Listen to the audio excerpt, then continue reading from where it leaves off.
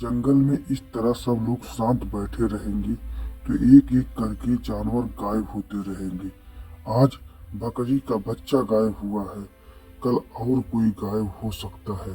अब हम लोग को शांत नहीं बैठना होगा और ढूंढना होगा। महाराज, मुझे लग रहा है कोई बाहर से जानवर आया है जो एक एक करके हम सभी मित्रों को मारकर खा ले रहा है। तो उसे जल्दी नहीं पकड़ा गया तो ठीक नहीं होगा। तो सभी जानवर एकदम घबरा जाते हैं।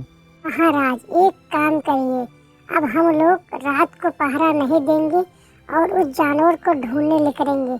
आज जानवर रात के वक्त ही हमला करता है। अब हम लोग एक साथ रहेंगे तो कुछ दिक्कत की बात नहीं होगी और उसे एक साथ पकड़ेंगे। अगर पकड़ लेंगे तो उसको सजा ही मिलेगा। महाराज, ये सही कह रहा है, इसकी बात पे कुछ दम है और सभी लोग सहमत हैं, तो चलो उसे ढूंढने के लिए एक साथ रहेंगे तो कोई दिक्कत नहीं होगी। मुझे भी यही लग रहा है, सब लोग एक साथ रहो और एक साथ जंगल में ढूंढने के लिए निकलो। और एक काम करना, अलग कभी मत होना जब तक वह शिकार पकड़ा ना जाए। पकड़ा जाएगा तब अपने यहाँ से एक एक करके कहीं भी जाना। तब पकड़ा नहीं जा रहा है, सभी जानवर एक साथ रहेंगे। अरे क्या बात है, इस समय जानवर नहीं मिल रहे हैं क्या? तुम किसी को बहला फुसला कर नहीं लेके आ रहे हो। मैं कब तक अकेला रहूंगा और कब तक मैं उनको खाए बिना रहूंगा? और तुम्हें एक काम करना होगा, चाहे जैसे मुझे उन सबकी चमड़ी लेकर आना होगा, नहीं तो मैं तुम्हें ही ले जाकर मारकर चमड़ी तुम्हारा अलग कर दूंगा। अगर अब की बार नहीं लेकर आए तो तुम्हारा ही चमड़ी खोल दूंगा मैं। नहीं नहीं, मेरा कुछ मत बिगाड़ो, मैं तुम्हारे लिए एक एक शिकारी लेकर आ रहा हूँ। तुम मुझे कुछ वक्त का समय दे दो, मैं अभी उसे पकड़ कर लेकर आऊँगा। फिर तुम ले जाना, उसका चमड़ी अलग कर देना। मुझे कुछ जाल में जाल फंसने दीजिए। अब मैं एक ऐसा प्लान रचूंगा जिससे काफी जानवर फंसे। मुझे वादा करते जा रहे हो, अब की बार तुम्हारी नंबर हो। नहीं, मैं वादा नहीं कर रहा हूँ, तुम बस समय का इंतजार करो। मैं एक ऐसा जाल फंसा रहा हूँ कि जब की बार तुम्हारे साथ कुछ बड़ा शिकारी फंसेगा और उस शिकार को ले जाकर तुम बाजार में बेचोगे तो ज्यादा चमड़ा तुम्हें मिलेगा। चमड़े के बदले तुम्हें पैसा भी ज्यादा मिलेगा। बस समय का इंतजार करो कुछ क्षण के लिए और मुझे छोड़ दो। ठीक है, अब की बार मैं तुम्हें छोड़ दे रहा हूँ, लेकिन अगली बार नहीं छोड़ूंगा। फिर मैं जा रहा हूँ।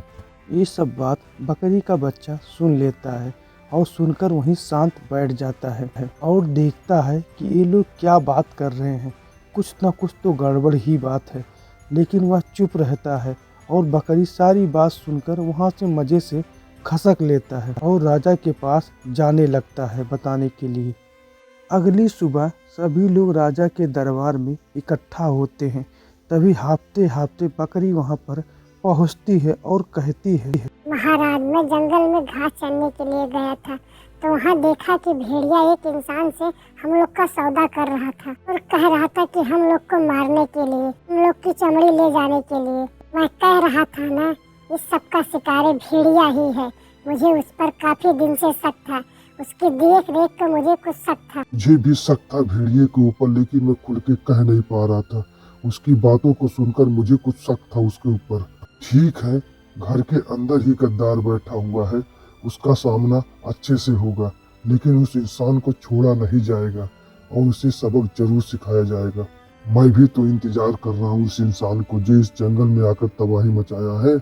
आने दो उसे, अपने पैरों से कुचल कर उसे मार डालूंगा मैं। ये मौका तुम्हें दिया जाएगा, लेकिन अभी तुम शांत रहो और समय का इंतजार करो। अगली सुबह हम लोग एक रणनीति से काम लेंगे और उसे अपने जाल में फंसाकर तब उस इंसान को सबक दिखाएंगे। तुम लोग को एक रणनीति रचनी होगी। मेरी बात से सब लोग सहमत हो।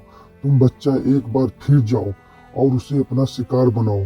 शिकार बनाने के बाद जब वो तुम्हारे जाल में फंसेगा तब हम लोग इकट्ठा होकर उसे वहीं पर उसे दबोच लेंगे। तुम घबराना मत, मैं तुम्हारे साथ हूँ। महाराज, मैं घबराऊंगा नहीं, लेकिन जल्दी ही करना। अगली सुबह भेड़िया नदी के किनारे जाल फंसाकर बैठा था कि कोई ना कोई पानी पीने आएगा और उसे मारकर मैं खा लूँगा और उसकी चमड़ी ले जाकर उस व्यापारी को बेच दूँगा।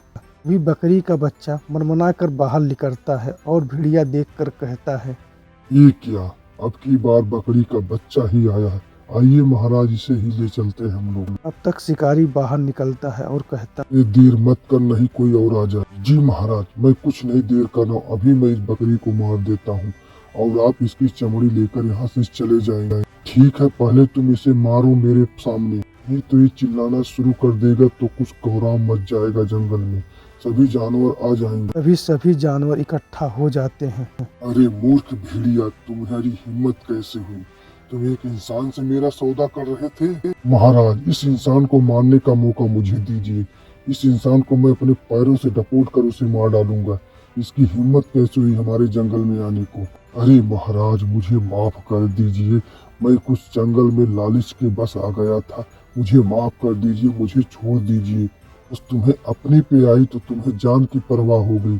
जब एक एक बच्चे को मार के खा रहे थे तब तुम्हें समझ में नहीं आ रहा था। ये भेड़िया, तुम्हें तो समझ लेना चाहिए था कि वो सब तुम्हारे बच्चे ही थे। तब तुम्हारे साथ खेले बड़े हुए, लेकिन तुम्हें कुछ भी समझ नहीं आया और तुम्हें कुछ दया भी नहीं आया है।